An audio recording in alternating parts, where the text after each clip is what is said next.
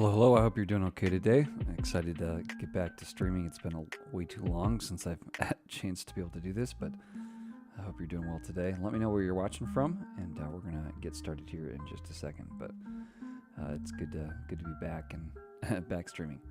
For those of you who are curious, I've been away a little bit more than normal recently, mostly in an effort to really nail down the kind of the final stuff of my Astro course. And so I'm really glad to be pretty close to that and excited to see how it's all coming together. So I just posted the update last night of kind of what I'm planning to do for the entire second section, and then I've got more past that as well. So anyhow, I hope you're doing well, and I'm glad to get back to streaming more regularly. Hey, welcome, Victor Kane. All right. Two Argentinians. Excellent. Well, wonderful. Well, what we plan to do is I wanted to do something that deals with state in some way, and so I needed to build something like this anyhow, so I figured I'd do it on the channel. So I'm going to do a reading tracker. As a Christian, I try to read through the Bible every year, so I was trying to build out a tracker for myself. And even if you don't read the Bible, I think still basically the idea is you've got a bunch of readings, you're trying to check them off and keep track of that state. So that's kind of what we're going to do today, and you don't have to know anything, particularly about that, other than it's just kind of readings you're trying to check off. So that's what I've got right now. Hey, welcome from the UK, Mark. So that's what we're gonna build out. Let me go ahead and switch over to another view here, so you can actually say hi. Greetings, good to see you. That's my plan today, is just to build out this little simple reading tracker. And again, whether or not you would personally use something like this or not, I think it'll still be really beneficial, because we're dealing with state. You're going to try to check off stuff, say whether or not you've read it, and then basically day by day. So I've got a data file, and that's basically it. Like I do with all my live streams, I haven't thought about this ahead of time. My intention is to do this live in front of you, which is why we're doing it like this. So, all right, let's go ahead and jump right in. I've got just an empty directory here, and I'm just going to pm create Astro at latest. We'll call this, let's call it reading. Actually, it's a Bible reading tracker, so let's call it that, Bible reading tracker. Call it a live stream, just in case I do something else like this later. Okay. And we'll get started with this straight away. Hey, welcome, Christina. All right. I can't find whatever we're looking for, so this is exciting. Okay, there we go. Cool. Let's see. Let's start with a brand new empty project. Come on. This thing not gonna let me. There we go. Okay. Yes, all right. In TypeScript. Sure. Go for it. Yeah. My Astro course right here. This is what I just mentioned a moment ago. If you're interested in this, it's still in early access. Right. I'm about to raise the price. So if you're interested, now might be a good time. Right now we've got all 6 of these modules open or ready to go. I think it's about 7 hours, a little more than 7 hours of content, and like 65 lessons or so. Here's what I planned last week. So I've got all this stuff planned for image optimization, dynamic endpoints. We're going to do a lot of this today. Middleware, some cool examples there I've got planned. View transitions is really cool. Integrations, there's lots of really neat things there. And I've got a whole module on internationalization. There's not a lot on this right now as far as like actual tutorials. So I'm excited to get something like this up and running. And then I've got 3 big projects that I'm planning on. One is the CMS project. Another's a backend services project, something like Firebase. And then finally a full stack project. And these will actually end up blending into each other, but kind of focusing on different aspects of everything. And like I said, it's in early access. Right now it's $50, and I'm going to raise it pretty soon here. Once I release this module right here, which I'm hoping to record this week, maybe early next week, then I plan to kind of bump the price, and then I'll bump it one final time when I come here to section 3 to kind of the full final price. So if you're interested in getting this, now would be a great time at learnastro.dev, but that's as much as a salesman as I can be. Okay, let me CD into this, and then let's go ahead and get this thing up and running. I'm going to switch over just because I'm not mystifying dev. I'm going to say it. Couldn't recommend the course more. Don't even think about it. Hey, that's very kind. Take my money. Man. Well, anyone who knows me, like, it's really hard for me to sell things. I'd much rather just put it up for free, but I'm trying so hard to be a good salesman. So, anyhow, so hopefully $50 isn't too much for you. But all right, let me transition this over and just get this up and running because I don't know how all this is going to open up, and then I'll be right back with you. But I am very glad to hear that the course has been a big help. All right. Okay, we got this ready to go. Okay. Now one thing I meant to do, so psych, I'm gonna drop a data file in here. Let's see if I can do this off screen. Okay, there we go. All right, back at it. Okay, now we're officially ready to start. But you can see what we've got right over here is all of our stuff, and I added this JSON folder right here that has all the different readings. Again, whether or not you read the Bible isn't like important for the project. All you need to know is that this is the passage, the reading, and then we've got the date that it's supposed to be read. Now, obviously, this started in January, and I've been kind of going along this year so far with it. So we're at. What are we? February? I don't know. What's time anymore? Something like that. But let's go ahead and come down here. I'm just going to use the integrated terminal just so we're not jumping back and forth, but I usually use warp personally, and I'm just going to init commit this. It's going to be awesome. See, there we go. And then let's get this up and going at pm run dev and go from there. Hey Mark, awesome. I'm glad to know that you've enjoyed the course. SK, welcome. All right, so let's get this up and running. Localhost 4321. Look at that. Okay. I'm probably going to drop this thing in the SRC folder as well, just so we can actually import it and stuff, which you can do really nicely in Astro, which is cool.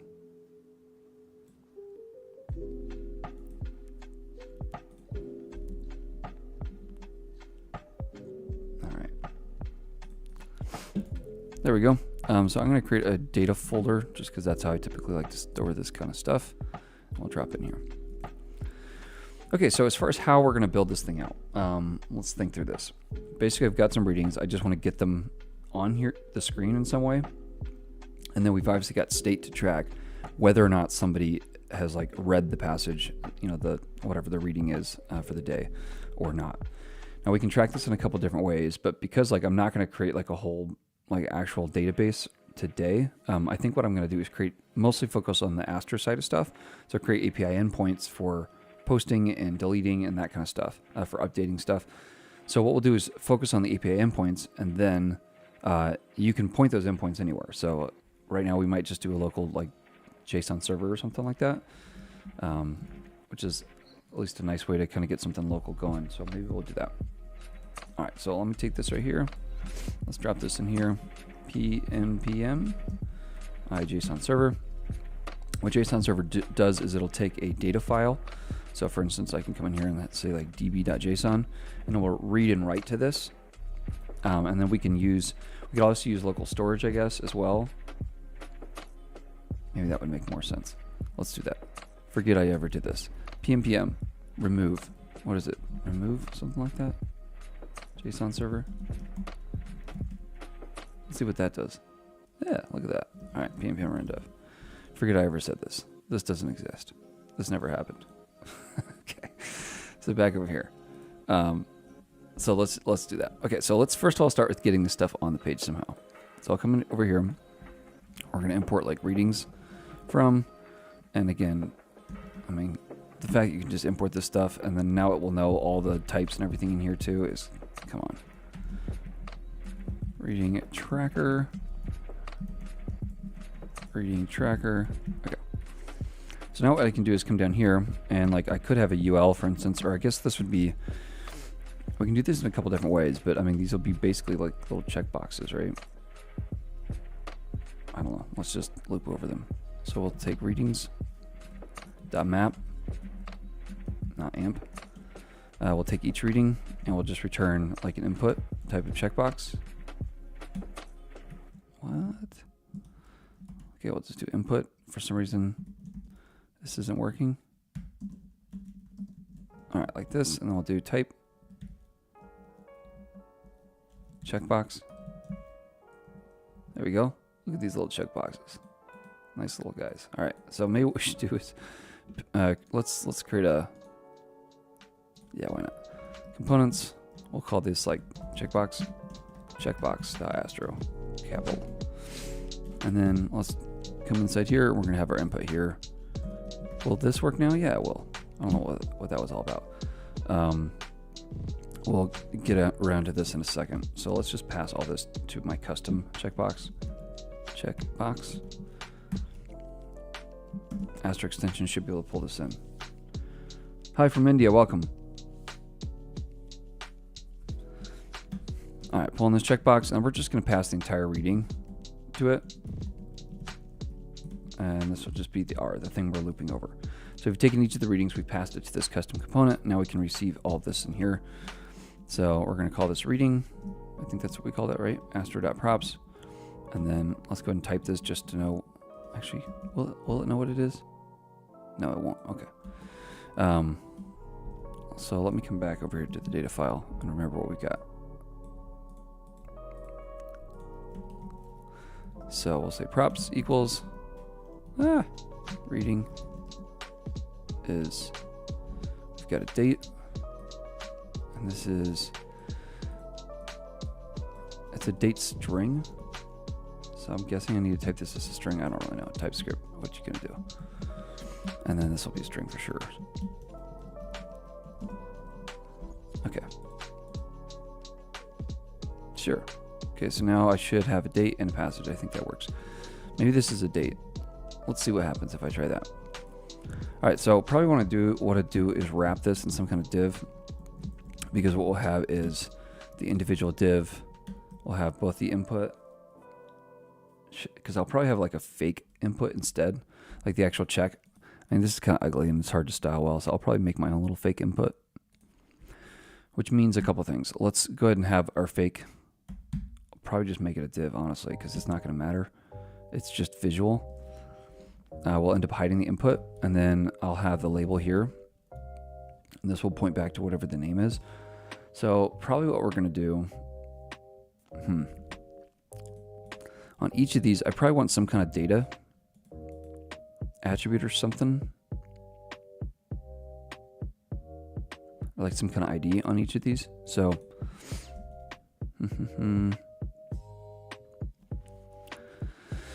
how do I want to handle this? Let me come back over here. So let's take that data file, plain.json, and let's pipe this into JQ, which is like a little helper that I figured out about the other day, which is really cool. I'm going to do some stuff on this eventually. Let's see if I can even remember how to do this. Let's try to do this live. This seems like a good idea. Without even looking up documentation. Let's see, what does this do? Permission denied? Get out of here. All right, let's come over here then. Maybe this will not deny me. Either way, I need to ppm Astro add Tailwind, because I want to add that. Let's do that while I think about this. Life choice. JQ CLI something.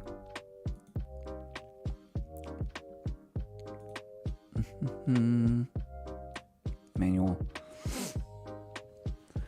Can we ask? Yes, ask a question regarding Astro. Welcome from Belgium. Yeah, I'm happy to answer Astro questions if I can.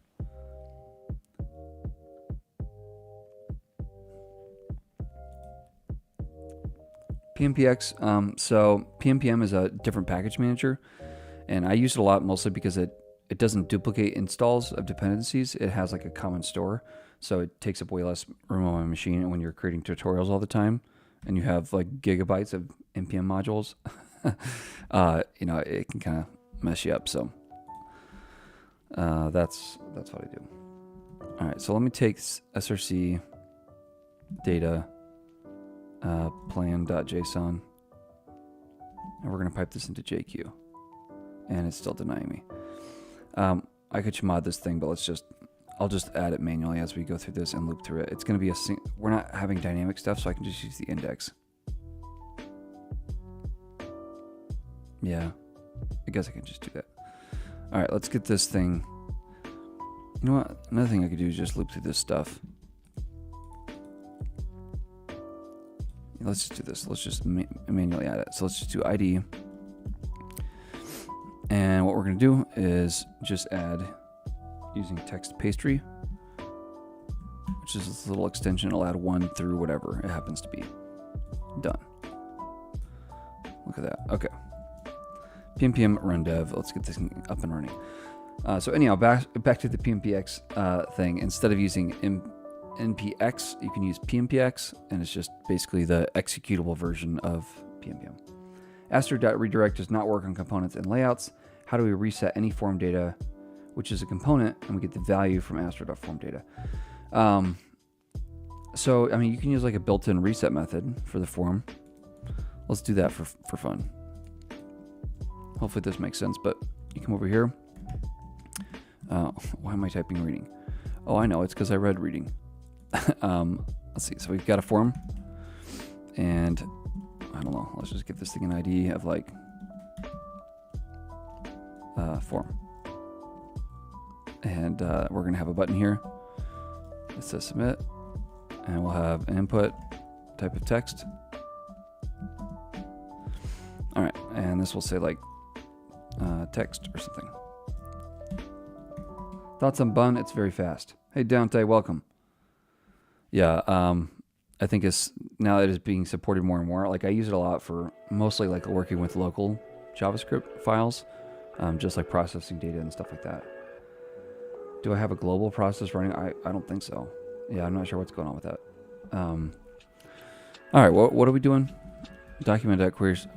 Let's grab our, let's just do it right off the top of it. No, let's not. All right, so let's say you have a form. You'd have document.query selector. And we're going to grab the ID of form, which, again, probably not the most creative thing I've ever done, but we'll have form.add event listener. We're going to listen to a submit event. And then what we're going to do is come in here, and we'll take the e.prevent default, and then let's go ahead and grab the form data. And we can use the new form data API and pass it the actual form. So what this will do is get any files. Let's first of all make sure we just type this as HTML form element, just so it won't yell at us. Get out of here. Okay. So what this will do is it will grab all the inputs here of text, or anything that has a name attribute, and it will add them to this form data map. Now you can get those values out in a bunch of different ways. So like you could come in here and say object.fromEntries, and you just pass it the form data API, or the result of this new form data API, which will give you all the values from the map as if it were an object, a normal JavaScript object. So come in here, look at this, and then whenever you're done doing whatever stuff you want, so like you have some kind of like try catch and you hit some endpoint, then what you could do is just take the form and just use the reset method on it like this, and that will reset the form and clear out all those fields automatically, so you don't have to manually clear them. That may not be what you were even asking, but anyhow, that's what you can do. Let's go see what happens. Where are we at? Down here. Oh, excellent. Let's add something down here. And then if you submit this here, notice it'll clear this out because of this reset. And then see here, it's giving me all the values as this object. Obviously here it had nothing, but here it had whatever we typed in. So anyhow, that's what you would do if that makes any sense. No, on the server. Okay, so I wasn't quite right. No, on the server side, while we are using SSR. Not sure I understand. Like, how do you clear out the form server side? Or how do you redirect server side? Is that what you're interested in? Like, you want to redirect to a different route? Let me know, instead of me just like jumping into another random explanation of something you're not asking about. Let's come in here with an ID. We're going to have a number here. And now this should be typed properly. Okay. ID string or not? Okay, so it is a string. All right, back to the actual thing we're supposed to be doing today. Let's go ahead and get the stuff in here. So we've got the reading. So here, let's pull in the reading passage. Okay, that's in there. That'll be great. The name here, let's go ahead and just have this as the ID, reading.id. And I guess we could do the same thing here. Reading.id to string for both of these to make TypeScript happy, since that's a number, even though the browser should do that for us. But All right, let's also add some stuff in here. Let's do flex, gap 1. Just using tailwind here to speed us up a little bit. Yeah, that should work. All right, so we've got each of these sections. These should point, this should point to the same ID as over here. So let's go ahead and grab this and drop this right over here. So now if I click any of this, it should check this thing off. Now what we want to do is get rid of this mess. So what I'm going to do is come here and set this to relative. That's how I typically like to do it, just because it gives you a little bit more flexibility. This input here will be position absolute, and we'll just inset it 0. Let's also set this thing to max width, fit. So you see how it's like over the top of this? So now what we can do is check it off by clicking anywhere on this label. And that would include even this thing. So what we're going to have here, we'll have like a size of, I don't know, 4. Is that too small? Maybe 6. Border. There we go. See, so we've got like a little fake checkbox. And as we check this off, this will all be hidden eventually, and this will check itself. So it'll look visual over here, but you can click over the top of this and it'll look the same way. So and yeah, that's kind of the plan. We'll also come in here and do a cursor of pointer, and that way anywhere we come over here, it looks like we're about to check this mess, and then it will check it off over here. That's kind of the idea. Okay, let's go ahead and do rounded medium. This maybe. Come back over this way, and we're going to put this all inside of something that's like, how do we want to do this? Let's do flex, gap like 4, flex wrap, and that way they're set out like that. I don't really like that. Let's do grid instead, and then what we'll do is that way we've got even columns for everything. Yeah. Oh, that's not what I want. What's my like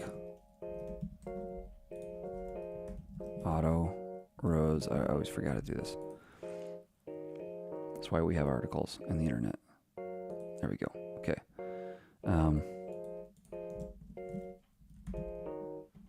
Grid rows. Don't they have some kind of like subgrid? Row dense. Nice. Alright, so let's come over to the tailwind config. Let's extend this with grid template rows. Grid rows, columns. Grid column. What am I looking for? I think this. Let's just say like, I don't know, auto fill. And this will just be, that's not what I want. Grid template columns auto fit or something.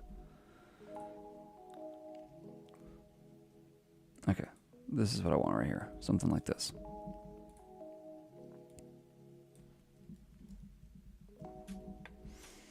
Okay, let's see if this works. So we're going to come over here, grid columns, grid calls auto. What do I call this? Autofill? So it must not be right. Sorry.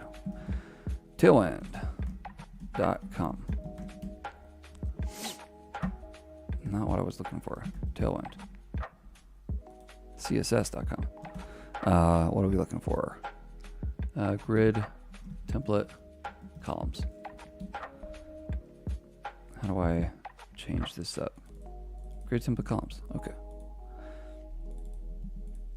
Now I should be able to come over here and do auto fill. There we go. All right, there we go. So now they're auto filling at that space, and they'll take up as, they'll do as many as they can. Let's maybe change this up slightly. Do like 200. Whoa. This is supposed to be auto fill. What was that? Autofill, there we go. So now it will add them dynamically. There we go. So, okay, got that set and ready to go. Let's work on these little fake checkboxes. Let's see. Somebody asked some more questions. You have a support post on Astro Discord. I can tag you over it. Okay, yeah, cool. Do that.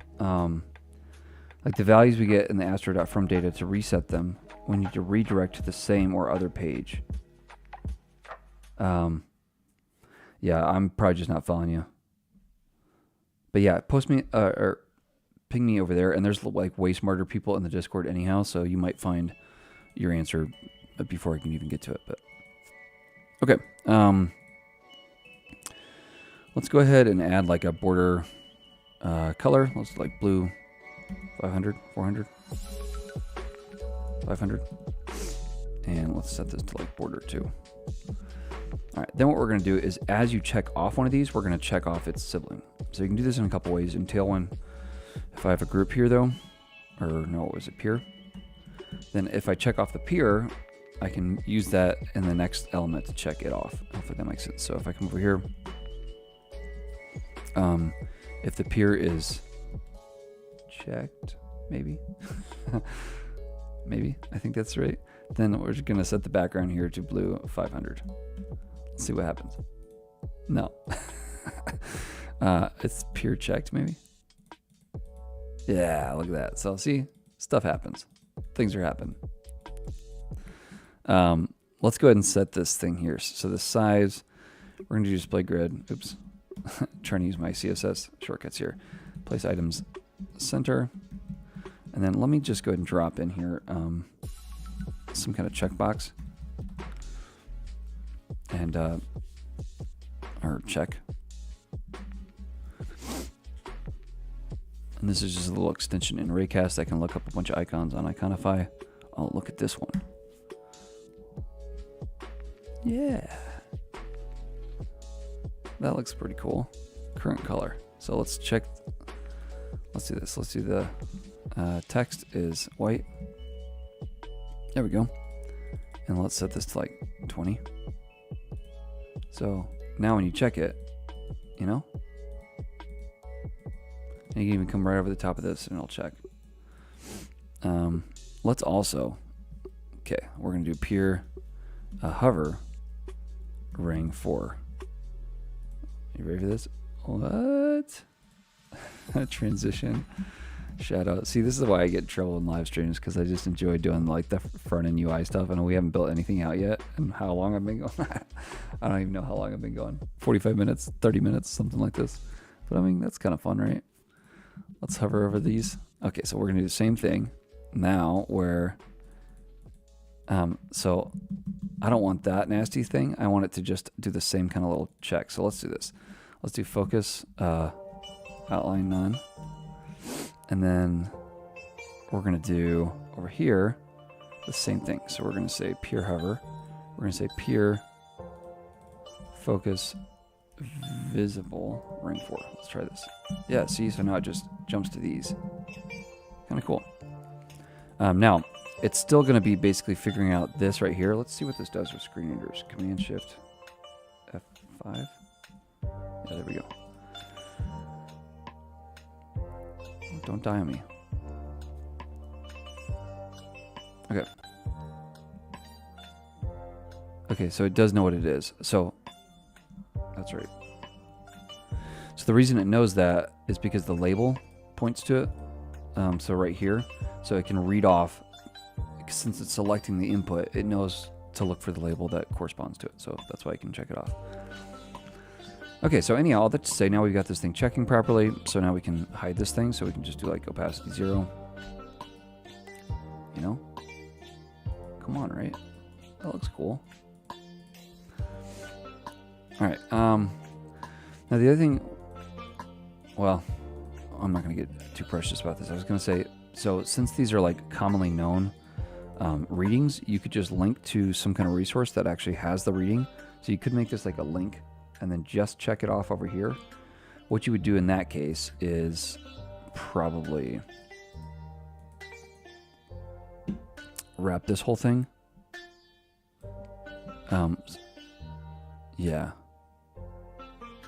And like a size 6 relative. And that way, if you came over here, you'd have to actually come, like here, we could make this thing a link or something. Although it is hovering this too. Anyway, I think that's what you do, something like that. But let's get rid of that. Okay. All right, let's actually build out our kind of back-end system. I guess maybe let's first of all make this thing look a little nicer. So we'll come in here to Tailwind and also update. There's a container class. If you use stuff like Bootstrap or whatever, you know that usually those things are centered. In Tailwind, that's not the case, but you can set it to be the case. True. And then you can also set padding around it by default. So we could do like 1.5 rem. And now if I come back over here, I could put all this stuff inside of a container. And it will center it and put that padding around automatically. So anyhow, let's also do py6 just to keep the same spacing up top. And then let me come inside here, text, class of text, 4XL, font bold, text blue 500. And then let's grid gap 5 or something, 6, 8, I don't know. And just for kicksies, let's do border bottom 2, border blue 500, p bottom 4, 3, 2, 1. All right, so there we go. So we've got all these different things now you can check off as you read them. Now, what we want to do is capture any of these things as events. So we could do we could do this a couple different ways. We could do an event listener for every single check. That seems a little intense, because then we have whatever 365 checks, right? Oh, you know what? I probably also need some kind of date on these things, don't I? Details. So maybe we should also do that. Let's just do it inside the same checkbox component. How do I want to do this? Yeah, let's do it here. So we're going to have, I guess let's have a date time, right? So here we'd have a, what do we want? Reading dot date dot to ISO string. Oh, you know what? I have to make this a new date first. So let's do this. New date dot to ISO string. It doesn't know what this thing is. Date is not assignable to string. I should be able to make this. Let me come up top here. Let's call this process date, and this will be new date, and we'll take in our date here. Nope, reading dot date. And now I can come down here, take my process date. This should be date, and this should be date here. And then to ISO string like this. And then inside here, we'll just have the process date dot to locale date string, maybe. There we go, something like that. I guess we could also pass in, let's do undefined here for the locale. And then let's see, date style. What are my options here? Let's do long. What does that do? No. Is there a short? Yeah. That's the same thing. Long. What were my other options? Full, medium. What does medium do? Yeah, okay, so there we go. So now we got each of these individual checks, and you know what? I don't really like it like that, so let's get rid of this, and I'm gonna grab all this and wrap this in a div with a class of grid gap 2 and drop this bad boy right here. Sure. Let's also give this thing some classes. So we'll do like font bold, text XL maybe.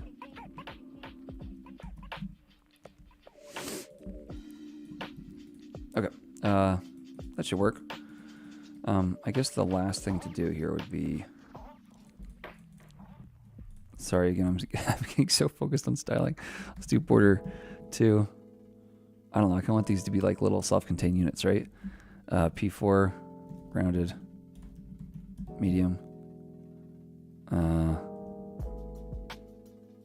Is that what I want? Yeah. Let's come in here too and do leading of none.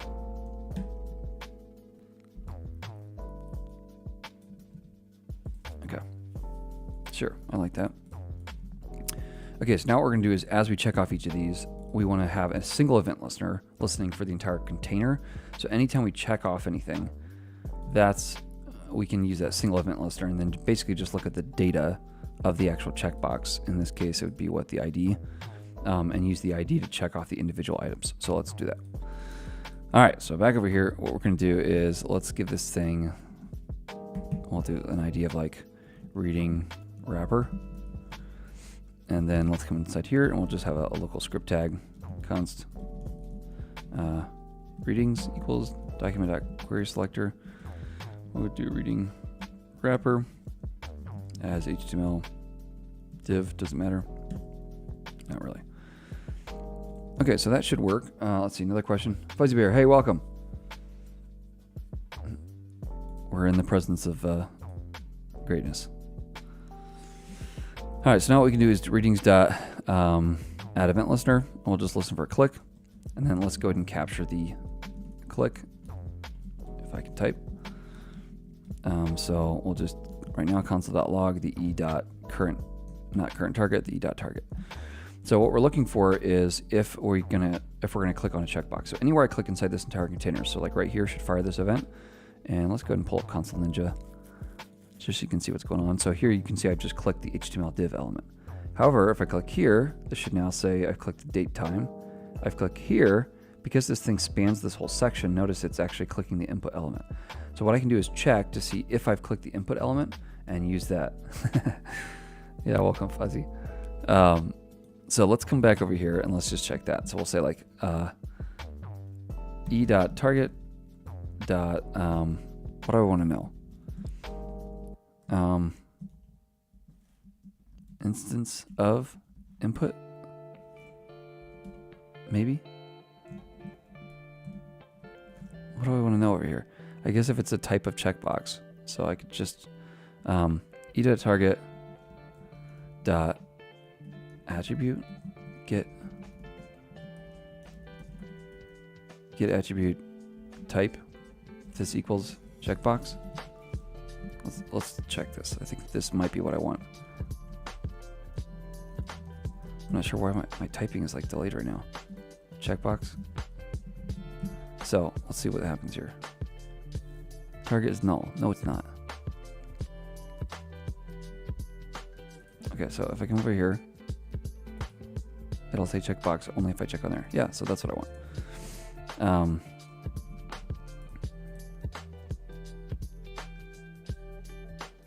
On event target.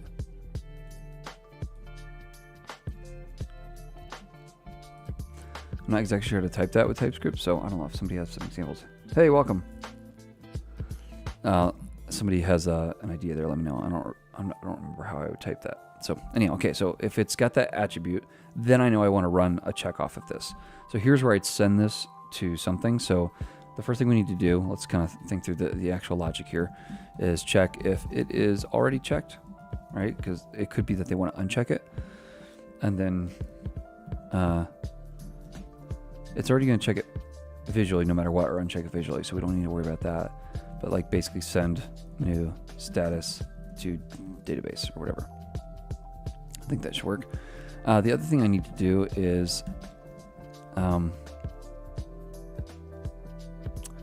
do a window listener that updates state on page load.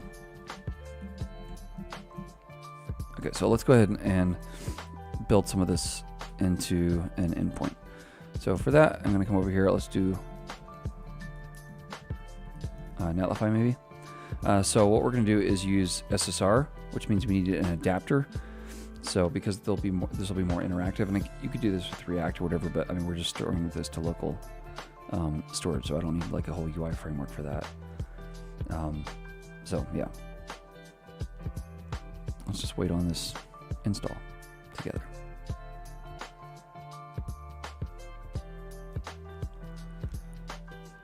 I'm not sure what's taking so long, but I mean, I'm enjoying this. Okay, there we go. Let's come over here, install dependencies. Sure. Okay. pnpm run dev. So now that we've got this over here, let's actually come back over to my Astro config. I'm going to change this to not server, but hybrid, right? And that way everything else will be statically rendered. The actual routes will be. But what we can do is come in here and have an API route that says something like, I don't know. So we're going to already have that HTML on the page. So all we're really looking for is like update. What am I looking for? Yeah, I guess it would be, maybe we should have like a get readings.ts. But basically we're going to have this endpoint. I guess we're going to want JSON anyhow, so we might as well just have it as JSON, and that way we don't have to worry about, come on. Just thinking about it. What is going on with VS Code? Okay. Let's come back over here now and actually get this thing. Where are I? What am I looking for? Endpoints. So what you can do is in SSR mode, you can have full like CRUD operations. So like right here, we'd probably want to have some kind of post. This would be some kind of get. So depending on how you hit the route would change it up. So in this case, let's just have this. And because this needs to be live. Oh no, you know what? I can't do this live. Okay, so we're just gonna post readings because I'm using like an actual window object. I'm not gonna have access to it over here. So let's forget that. Let's come back over here, and we're gonna pull in this. Okay, so if we hit this post readings.json, we should be able to use this to kind of do whatever we want. So this might be where we need to. We can't really use local storage if we're hitting this endpoint. So for those of you who've somehow stuck around since the beginning of this meandering stream, you know that we started with JSON server. We're gonna go back to JSON server and assume that you're gonna have some kind of database you're going to, because I want to show endpoints off and I can't hit local storage with those endpoints. So forget that. PMPM. What is it? Oh yeah. Let's come back to the beginning. PMPM JSON server. Then we're gonna get this JSON server thing up and running. How have I been? Hey, awesome. Glad to hear that, Fuzzy Bear. I've been doing all right. Working on my Astro course. I took last week basically off to work on it, or the earlier part of this week, so it's getting close. Hey, welcome, comrade. So let's do PNPM run dev, get this thing back up and running. Back over here with db.json. What we can do then is have different things. So like if we come inside here, we could have like readings. And right now this would just be an empty array or whatever. What am I doing wrong here? Come on, like this. All right, and then what I could do is have this thing live update over here for us. And honestly, maybe what I should do is just have all this in here anyhow. Honestly, probably like that. So maybe that's what we should have done to start with, and then we could have loaded from that, like dynamic, whatever it's called, database, pretend database. Let's come over here to the package.json, and we're just going to do a little server script. This will say db. How does that work? JSON server. Oh yeah, I think it's. So you do JSON server watch db.json, I think. So it's just going to watch a JSON file and act like this is an actual database, and that's what. So it'll actually spin up a little local dev server for us and everything. So let's come back over here, and I'll do, if it lets me. Come on. Man, what is the matter with VS Code? Let's reload this thing. Just in case that might somehow help. Now we wait again. Let's see. Hey, awesome. Thank you so much, Fuzzy Bear. Hey, that's very kind of you. PNPM run server. So it should watch that, and now it spins this up. And notice it's actually given us an endpoint with that readings that has all this stuff. So this is just an actual dynamic thing, and we can interact with the database as we want to. And it's got all these IDs as well. If you add new stuff to the database, it'll actually add a new entry here as well. So, all right, so with that said, let's come back over here, We could also then, instead of importing our local data file, we could import it from here. Maybe we should just do that and make the whole thing server-side rendered. Then it will render it as checked or not checked based on whether or not it says checked in here. Probably should just do that. Okay, so let's just const res equals await fetch. What do I want to do here? We want to go to API. No, we don't. So we're not going to be able to deploy this right now because this is...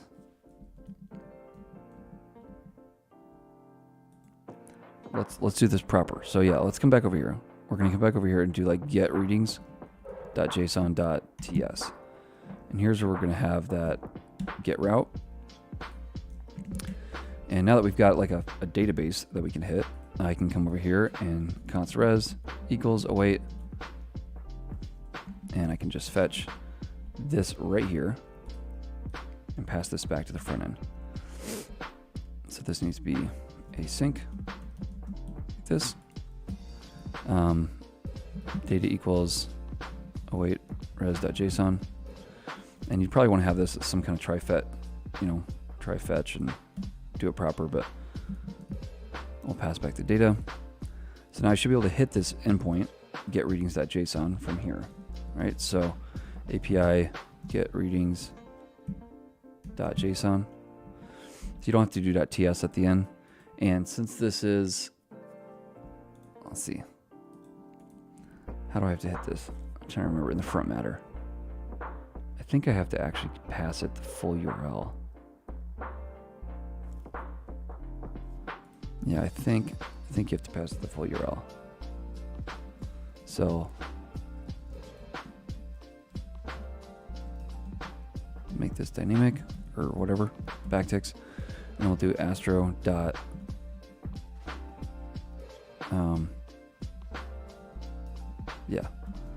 Astro dot URL, I think. Regular expression. Why does this think it's a regular expression? Oh, why am I making this dynamic? That's the real question. Okay, so it should be able to hit this. Const readings equals await res.json, like this. All right, let's see what we broke. Nothing? Hey, look at that. So everything's swapped out, and we're getting all this over from the server. So let's come back over to my db.json then, and let's add a status here of like checked. We'll say true. Come on. And let's do a couple things. So what we're going to do is live load this now. So let's come back over here to my Astro config, and we're just going to set the whole thing to server. And that way, the whole thing will be server-side rendered. So when you hit this route, what it's going to do is it's going to, first of all, grab all the stuff up here and pass it down this way. Look at this. R has an implicit any type. Well, it shouldn't. Let's come inside here. Let's grab this. And let's just type it. Where should I type this? Let's just do it up here. So we're going to say type reading equals. We've also got a possible checked status. And this is a Boolean. All right, so what we can do is type this. And I guess we could type it in a couple different places, but I guess we could just type it here. Now these are all readings. This should be a reading here, right? Pass this down to the checkbox. This props right here, we're just gonna say is a reading, which means I need to export this. Where are we at? Import this. Okay. So now it should have all this. And then what I can do is set the checked status here to the reading.checked. Let me know if that doesn't make sense, but basically it checks it. That's what we're going for. So what I've got is I've got all my data being live loaded when you hit the route. It then hits this get endpoint and returns to us the status of wherever your database happens to be. Now I'm using this local file. Obviously this would be like whatever your Postgres or whatever you happen to be using. You get that back right down here, and then you're gonna dynamically, since this is server-side rendered, send this down this way, and this will basically check or render all the HTML, and it will render as checked because we've got an actual check status from the database. Hopefully that makes sense what we're doing. Change it to hybrid. So hybrid mode does SSG by default for every single route. And then if you want a particular route to be server-side rendered, you do, let's see, pre-render like this equals false in hybrid mode. Now in server-side rendered mode, everything is going to be server-side rendered. And if you don't want a page server-side rendered, in other words, you want all the HTML baked in at build time, not when somebody hits the site, then you change this to pre-render equals true. And what this will do is pre-render this page so it won't be dynamic when somebody hits the route. Hopefully that makes sense. So hybrid mode allows that for that flexibility. Other question, NeoVim or Emacs? No, I have not. One of these days maybe, but I think especially because I do like coding tutorials and stuff, it would be more of a distraction unless it becomes my whole thing, like Primogen or something, and I don't have the personality for that anyhow. Why do you change to hybrid, or did that hybrid? Oh yeah. So hybrid allows for SSG by default and SSR optionally, whereas server is the opposite. Perfect project for season of Lent. Yep, you're right. Do you need to add pre-render const? If I wanted it that way. Yep, you're welcome. Sorry for those of you who aren't reading that with me. Hopefully the yep and all that was very helpful for you. Okay, so back to what we were doing over here. Now that we're going to render this live, however it happens to be, we don't really need to do a window event listener because it will already basically live dynamically reload this using SSR anyhow. But I do want to check if it is checked. So let's go ahead and say like const is checked. And this is just going to be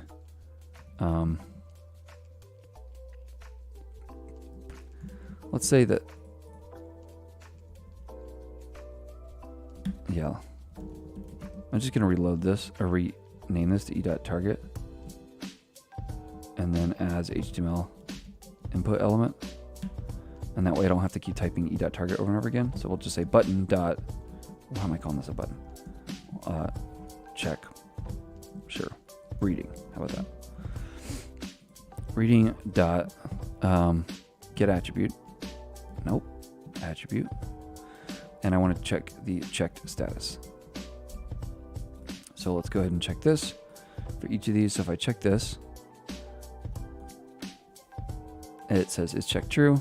Check it again. It still says true no matter what. This one says false or null. Okay. So what we need is a true Boolean because it's giving us a string of Boolean. So we'll say like if it is true, then true, otherwise false. And that should give us a true Boolean either way. So now if I come in here again, it says true.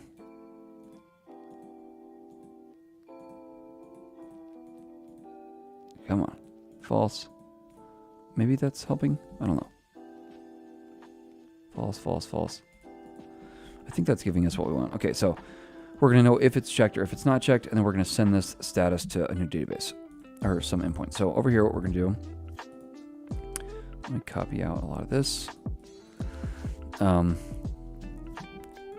So here what we're gonna do is await this as well. So async await, but instead of hitting this as a get endpoint, we're gonna pass along the post method, or I guess we do like a put method. How do I want to do this? Let's see. Could you explain a bit more what will happen if the checkbox is clicked when we have to reload the page every time if we want to be SSR? So because it's SSR, every time you hit this route, instead of this being pre-built up top, this will all be run server side. So you first go to this site, it will immediately grab this from my API endpoint that's going to check from my database, return all this stuff in a JSON format here since we're awaiting it, pass this down to this, which will live render it. So every single time you reload the page, it's going to basically load from the database, if that makes sense. Let me know if that did make sense, Kizzy. I'm not sure how you'd say your name, sorry. Okay, so what do we want? Over here, I want to update this. So I guess what we can do, man, it's been such a long time since I've done like a full, just like vanilla JavaScript CRUD app. What do I want to do? Update. I'm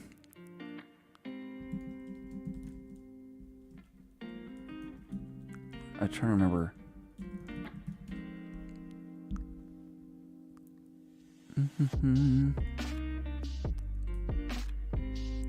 I'm trying to remember exactly the syntax here.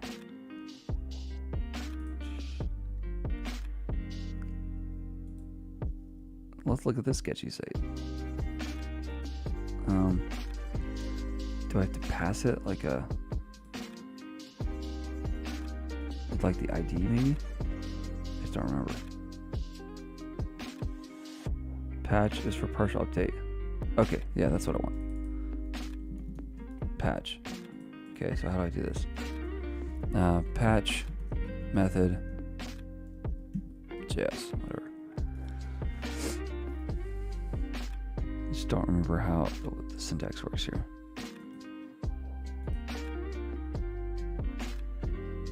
Update concept found CRUD. General. Partial modifications to a resource. A complete representation of a resource.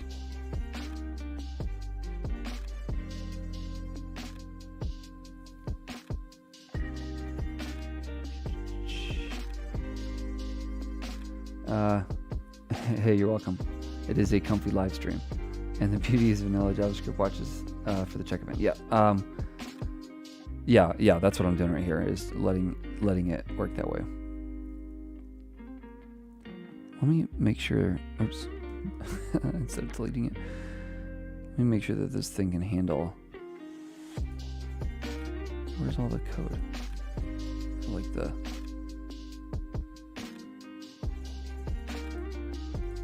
why is this thing not show me the documentation for it?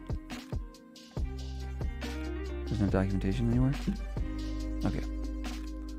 Whatever. You're dead to me. I just don't remember. So I guess what we could do is pass along. Let's look over here. Let's look at this random Medium article.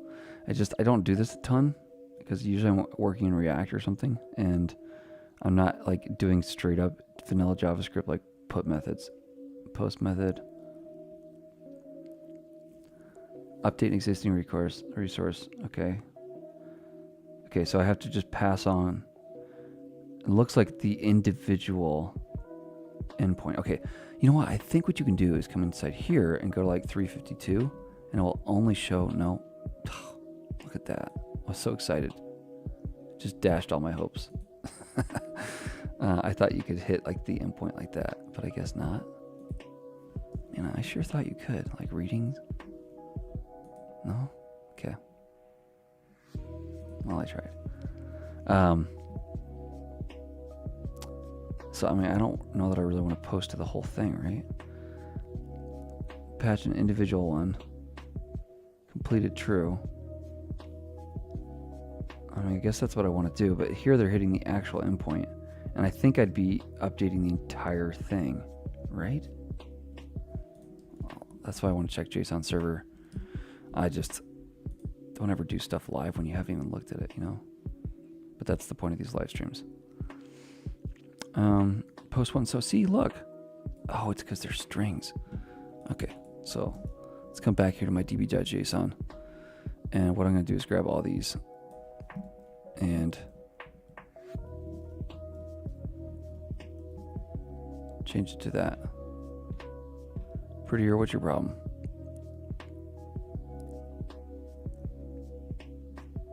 Okay.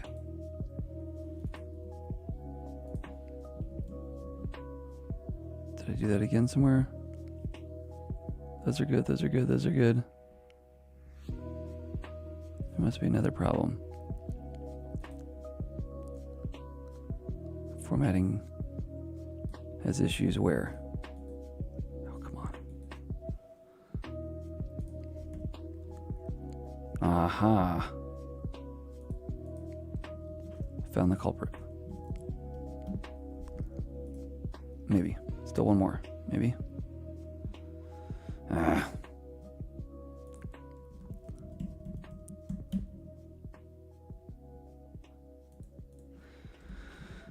Fixing strings with Chris Pennington.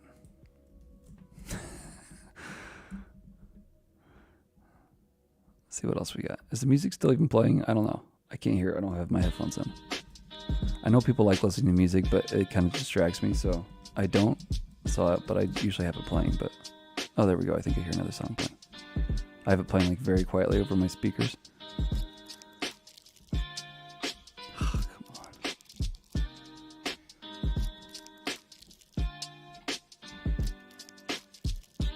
If this isn't it, then I'm just going to copy over the old data file for real after this. Okay, let's just come in here to my data, my plain.json, whatever. Let's copy this in here, and I'm just going to replace it all manually. Then we should be able to hit those individual endpoints. That's what I want to do. Okay. So right here. Falling down today. Goodness. Let's post this in here. Okay. Now what I want. Oh no, I did the same thing because over here I already did the IDs. Can I get out of this? No? Oh, curse myself. Let's go back in here. Let's just manually change the couple more I had.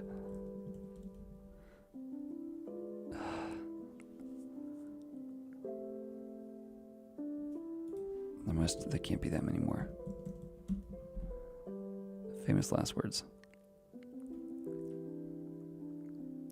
We're 6 through it right now. So. Okay. Now, I should be able to come over here and come to like reading 1 and get my reading 1. Okay, that's all we needed. Get out of here. Okay, so now what we can do is use a post endpoint. Or what we're going to do, patch it. Yeah, I don't need that. Yeah, we're going to patch an individual method. So let's do that. So let's also change this to like patch readings. All right. Now we're going to get back some stuff here. So let's do this. Let's get rid of this. And what I need to do is grab the data from request.body. What is that supposed to look like? I forget. Yeah, here we go. So we're going to pass along a post route over here. The post route is then going to patch this for us. So I'm basically going to hit this post route. So let's do this. So if I do fetch, fetch, here we're going to hit the route here. We also need to grab the ID. Well, I guess we can just do that off the thing automatically. Let's come over here. Let's await this. Async this so I can await down here. So we're going to dynamically hit this. So like this. By grabbing the, what is it? What do we call that thing? Reading.id. Whatever that happens to be. So it should dynamically hit that. No, that's not what I want to do. Yeah, it is. I'm going to do this from the server side route. Sorry. So what I need to do here is come in here to my API, patch readings.json. All right. Now, along with this, I need to pass along a method. This has to be post. Maybe that's confusing, but basically what we're doing is hitting our post endpoint. And we're going to patch the readings from here. Hopefully that makes sense. We're going to do application. What am I looking for? Headers. Application. I'm not going to remember how to.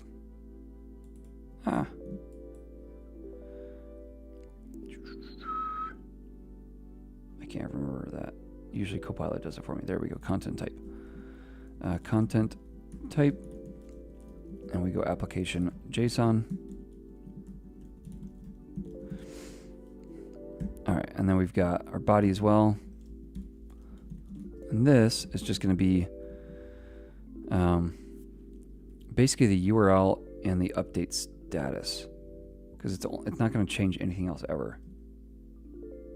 Yeah, so let's do JSON.stringify. We're going to do like endpoint or something like that, and that will be this. And then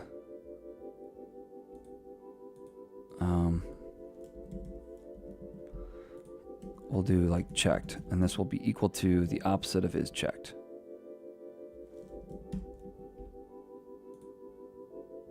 Yeah, I feel good about that. Okay, so now we should get this back. When we hit this, we're going to get this data here, and I want to return the data right here. Hopefully that makes sense. All right, so back over this way. Let's go ahead and capture this like this, and then we're going to do const data equals await res.json like this, and we'll console.log the data. All right, if we did all that correctly, why you gotta be like this? What did I mess up? 25. Index to Astro. I'm seeing nothing over here in the editor. Try mock server future. It looks more convenient. Mock config server. Never heard of it. Mock config server. Put only. Yeah, I don't want to pass on the whole thing though, right? Just in the ID. Yeah, you're right. That makes more sense.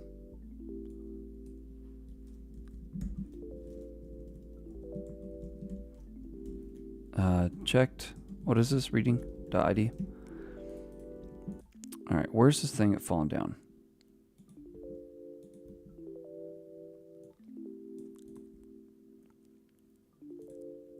Did I not close this off? No, I did there.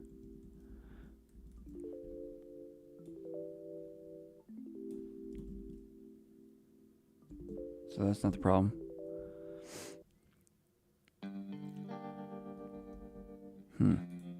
I'm not sure what. Anybody see what's going on here? We got an if statement here. It's closing all that off. Let's get rid of all this and see if that's the problem somewhere here. Oh, you know what? Maybe I didn't close this off.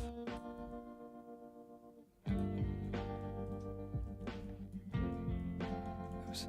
Like that. Let's see. Let's grab all this.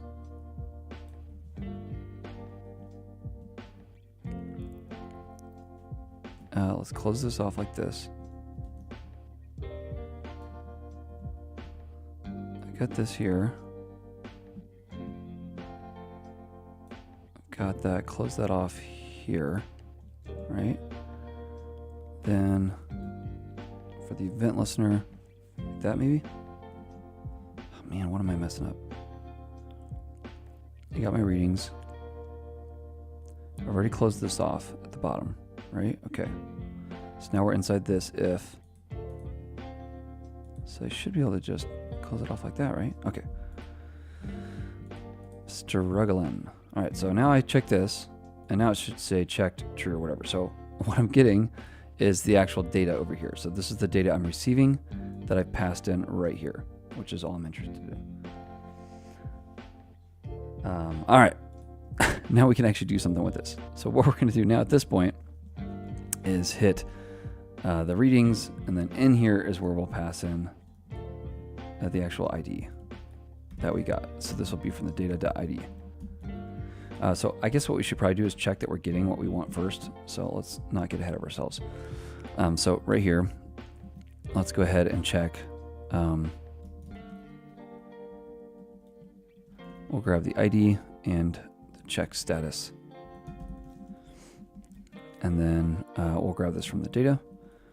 And then we'll say like if there is no ID or if there is no checked.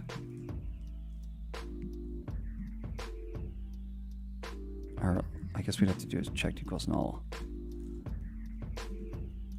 Then we're going to return a new response. This would be I guess it would just be JSON. Yeah, JSON.stringify. And then let's just have a message property that says like broken. Didn't provide ID or checked status. Now, obviously, I'm the only one hitting this endpoint, so it shouldn't be a huge problem. But anyhow, so it should do this if we don't pass that along, which means here now we know that we have, we actually know that we've got this data, right? We'll figure it out. Okay, so right here, what we're looking for is we know we've got the ID now, right? So I should be able to come in here and just grab the ID like this and hit this endpoint. And I just want to patch it. And I just pass along the actual property I want to update, right?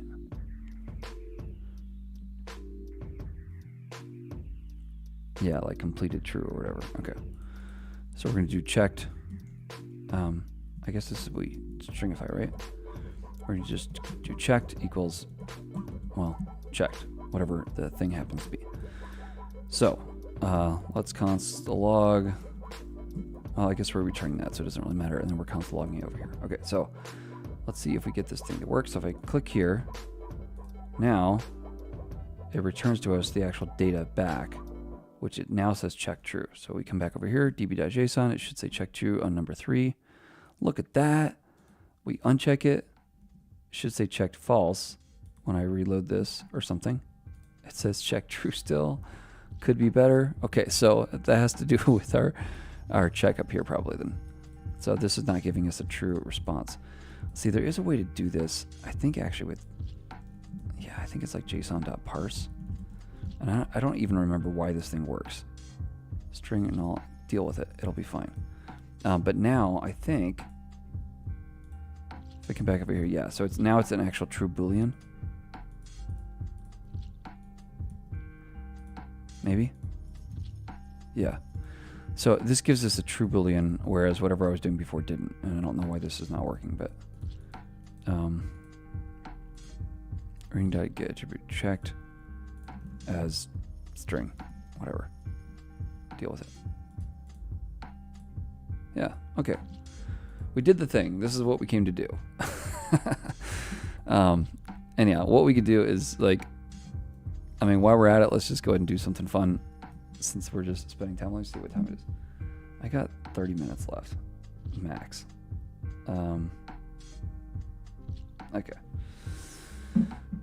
Let's do a couple things and then we'll call it good. So let's do a little like status or something.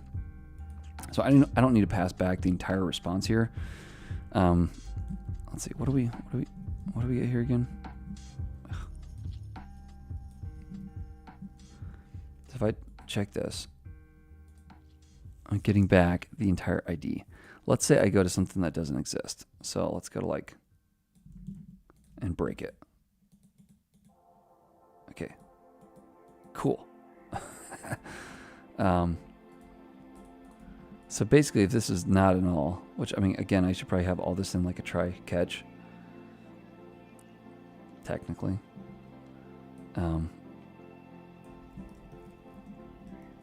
So I guess let's do that. If throw new error, endpoint not working. I don't know, something. Then down here, let's just return new response. And I don't know, let's just JSON .stringify.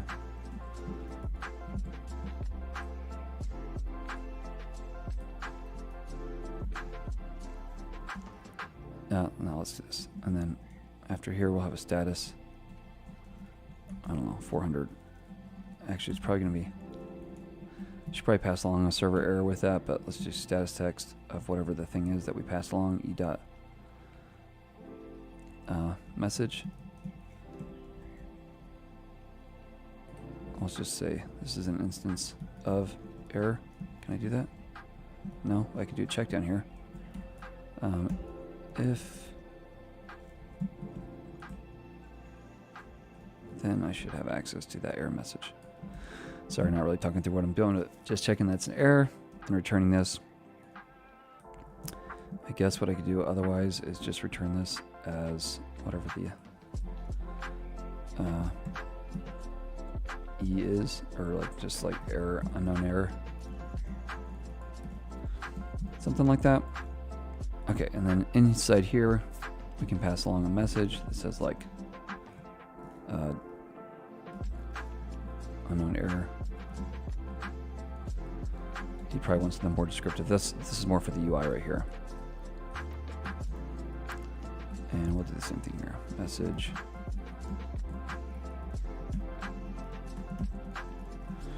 And then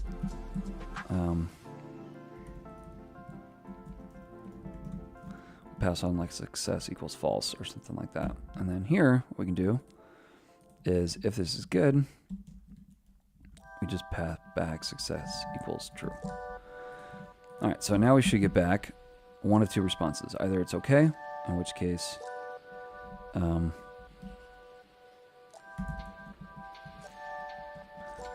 then it will pass back success equals true. Otherwise, what we're going to do is throw a new error, like this, and it will be caught down here, and we'll get back a status 500 with whatever the message happens to be. So if we did all that correctly, I should be able to come over here and get back the, I guess we could just destructure the message because that's what we're going to get back.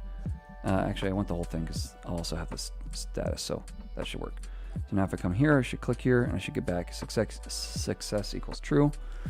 If for some reason I come over here, and let's just throw an error to start with. So let's just kill this here and here. And I come back over here and check this. I should get back an error, unknown error, success equals false. So I can check off the success thing property. All right, so let's come back over here. We're just going to grab success. And then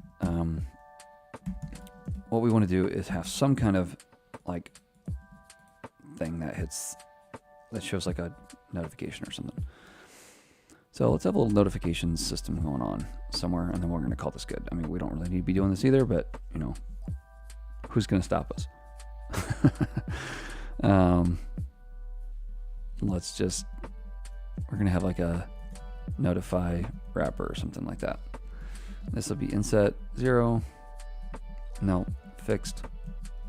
We'll do bottom 6, right 6. That should work. So it'll be right over this way. Then let's go ahead and write a little function up here. I probably should do all this in a separate file, but we'll do like add toast. And this will take in a message, which will be a string.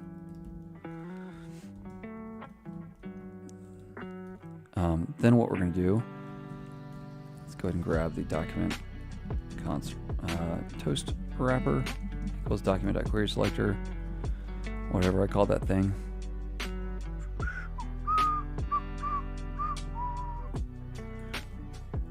Let's not mix these. Let's come over here to our ID.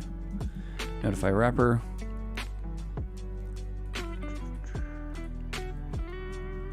Notify wrapper. Shad toast. Yeah, you're right. I could, I guess, but then I'd have to use React. Right? Isn't Shad CN UI is React based, right? I don't remember. Anyhow, let's just write our own. It's more fun anyhow.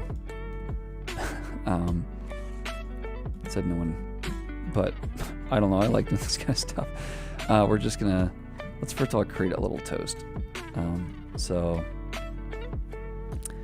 how do I want to do this? We should do like a custom event or something.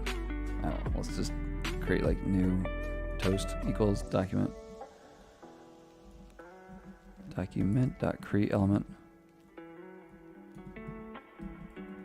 We're going to create a paragraph, a div, I don't know. New toast, class list. I don't need to do all this mess. I'm just going to create new toast directly in here as a string of HTML.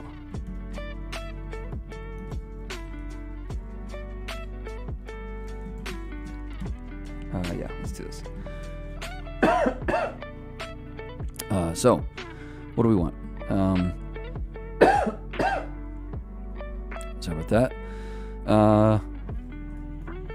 Let's do class. Let's see how well I know my tailwind. Let's do padding 4, rounded medium, border 2, border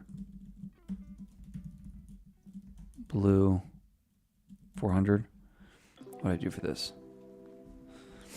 Text 500.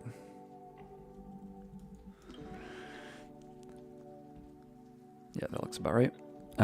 What else?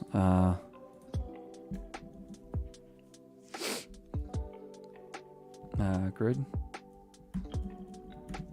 Cap 1. We'll call it good. Okay, so we're going to have a couple of things in here. I should probably pass along like if this is an error or not. So is error or success billion. So we could have a little check in here.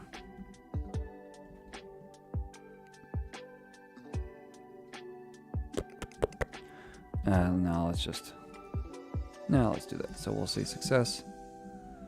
If this is true, then we're gonna do something. Otherwise, we're gonna do something else. Can I do this little expression thing in here? Well, first of all, you gotta do it right. Goodness.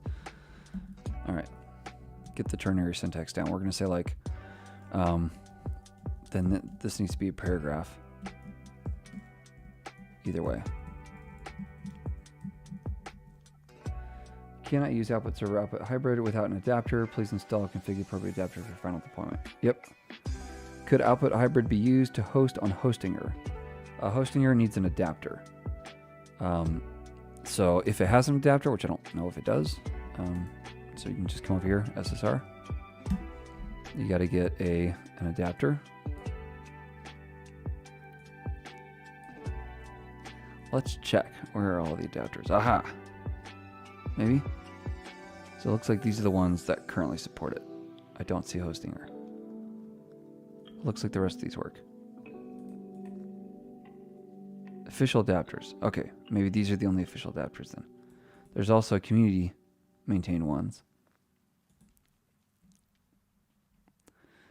Node, Vercel, Dino, WordPress. So yeah, I don't see one for Hostinger. It doesn't look like, at least. So they have to be able to support it. And yeah, they may not have server-side capabilities. I don't know. Yeah, I guess you could. If you can use a node adapter there. I'm not exactly sure what the setup is for Hostinger, so you could do node adapter. Yeah. All right, what are we doing? I guess really all we want here is, if it's success, I want. You know what? I probably also want.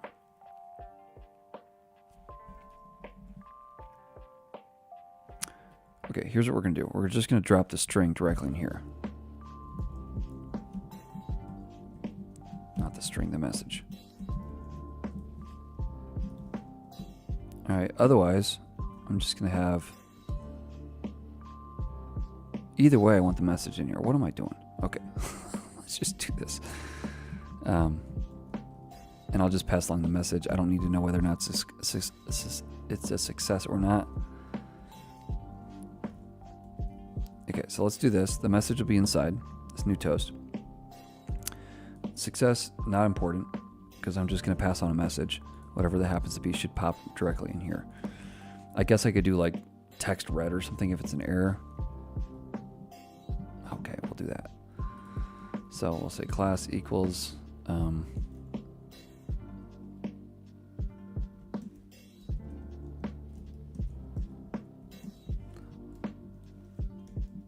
Say if it's success.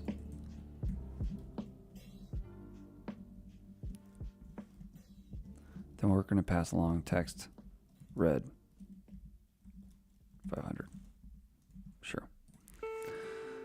Okay. Then I need to have some kind of way of watching this thing and dismissing it.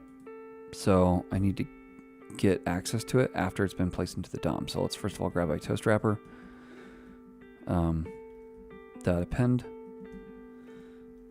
HTML something. Insert adjacent HTML. Oops. Insert adjacent HTML. And before end. Or we're simply going to pass along the new toast. Then we should have access to. Because we should have some kind of ID in here too, right? While we're at it, let's just pass along like a toast ID. And now that I got multiple things in here too, there should be a string, sure. I think I'm going to separate these out. I'm going to have message, success, toast ID. Oops. That way I can pass these in one at a time. And right here, we're just going to have this be our toast ID. Which means I should be able to grab access to the toast in DOM with document.query selector. I could also like fire a custom event or something. I don't know. Seems a little intense.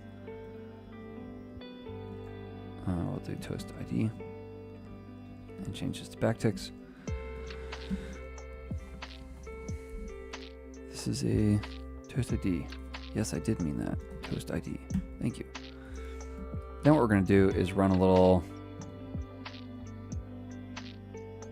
set timeout. Is that what I want to do? Yeah. And we'll say like after, I don't know, 2 seconds. Then we're going to grab the toast in the DOM and we're just going to remove it. Instead of doing that, we could also use an event listener, and that way we don't have to do this. What am I doing?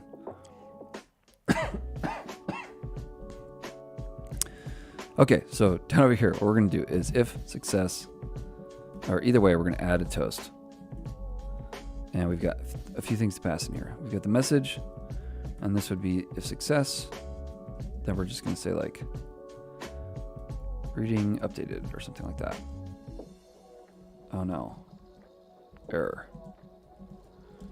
Then we're going to say success is the success, and the toast ID is whatever thing we happen to be in here. So we've got this check status, so I can just grab the reading.id, and what we're going to do is not just pass along that because that will grab us the wrong thing. We'll say like toast reading ID or whatever, something like that. Sure, that'll work. Okay.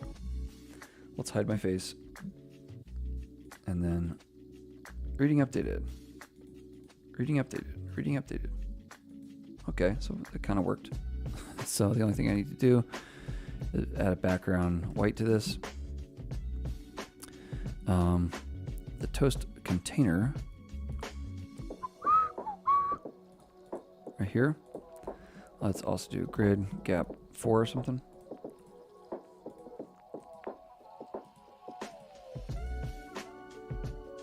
Yeah, that will work.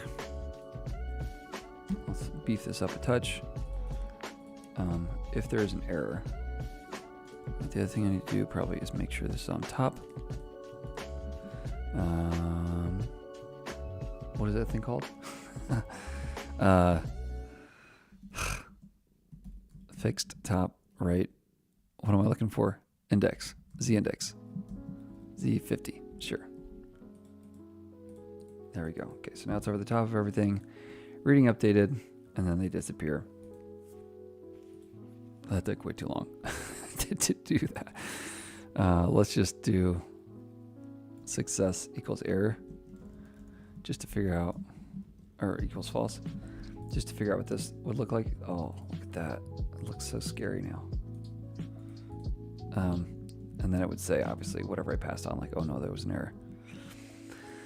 All right, there we go. That's a little check thing that you can keep track of. It should reload and save all this based on whatever your database storage solution happens to be.